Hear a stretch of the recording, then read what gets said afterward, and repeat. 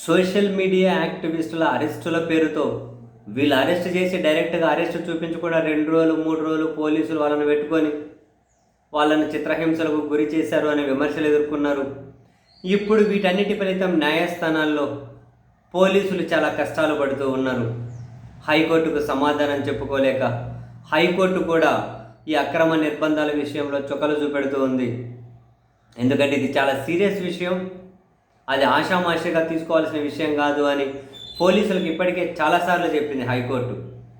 మరీ ముఖ్యంగా ఆయన విశాఖ మద్దెలపాలెం చైతన్యనగర్కి చెందినటువంటి బోసా రమణ తన అరెస్టు విషయంలో అటు విశాఖ పోలీసులు ఇటు ప్రకాశం పోలీసులు నానా రకాలుగా చుక్కలు చూస్తూ ఉన్నారు. హైకోర్టుకు సమాధానం చెప్పుకోలేక వరుసపెట్టి విచారణ చేస్తూ ఉంది హైకోర్టు. ఈ సందర్భంగా విశాఖ కమిషనర్ని నివేదిక ఇవ్వమని చెప్పింది, ప్రకాశం ఎస్పీని నివేదిక ఇవ్వమని చెప్పింది. ఇప్పుడు ఈ నివేదికలు కూడా తప్పుల తడక అని చెప్పి హైకోర్టు అయితే తీవ్ర ఆగ్రహాన్ని వ్యక్తం చేశారు. అయితే ఏంటి, పరస్పరం విరుద్ధంగా ఉన్నాయి అని.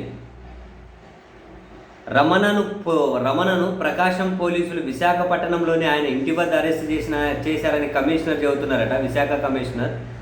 ప్రకాశం ఎస్పీ ఏమో విశాఖపట్నం ఎంవివి పోలీస్ స్టేషన్లో అరెస్ట్ చేశామని చెబుతున్నారట.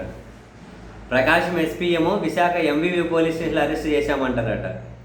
విశాఖ కమిషనర్ ఏమో లేదు ఆయన ఇంటి దగ్గర అరెస్ట్ చేశామని. పరస్పరం విరుద్ధ నివేదికలు. దీని మీద హైకోర్టు చాలా సీరియస్ అయింది. డీజీపీ పైన గౌరవం ఉంది కాబట్టి ఇంకా పోస్టు పైన వ్యక్తిగతంగా వచ్చి హాజరవ్వమనే ఆదేశాలు ఇవ్వకుండా మేము చాలా కంట్రోల్ చేసుకుంటూ ఉన్నాం.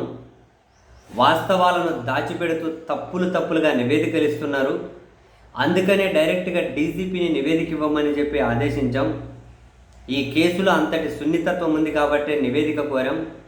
కానీ డీజీపీ నివేదిక ఇవ్వకుండా అలసత్వం ప్రదర్శిస్తున్నారు. హైకోర్టు రాతపూర్వకంగానే ఆదేశాలు ఇస్తే నివేదిక ఇస్తామని డీజీపీ అనుకుంటే, సరే రాతపూర్వకంగానే మేము ఆదేశాలు ఇస్తాం, పోలీసులు ఇష్టరీతిన ప్రవర్తిస్తూ ఉన్నారు, ప్రకాశం ఎస్పీ విశాఖ కమిషనర్ పొంతనలేని నివేదికలు ఇస్తూ ఉన్నారు అని చెప్పి తదుపరి విచారణ యాక్చువల్గా ఈ పూర్తి వివరాలు సమర్పించే కానీ ప్రభుత్వ ప్రత్యేక న్యాయవాది అందుబాటులో లేరు కాబట్టి సహన్యాయవాది అభ్యర్థన మేరకు మార్చి 11వ తేదీకి వాయిదా వేసింది హైకోర్టు. సో మొత్తం మీద అక్రమ నిర్బంధాలు, చట్టాన్ని రాజ్యాంగాన్ని చేతిలోకి తీసుకుని ఎవరు విచ్చలవిడిగా ప్రవర్తించినా కాసింత టైం పడుతుందేమో కానీ వాళ్ళు సమాధానం చెప్పుకునే రోజైతే ఖచ్చితంగా వస్తుంది. ఇప్పుడు ఈ పోలీసులకు వచ్చింది. మరి ఎట్లుంటుందో హైకోర్టు తదుపరి తీర్పు ఈ విషయంలో చూడాలి. హైకోర్టు అయితే చాలా సీరియస్గానే ఉంది.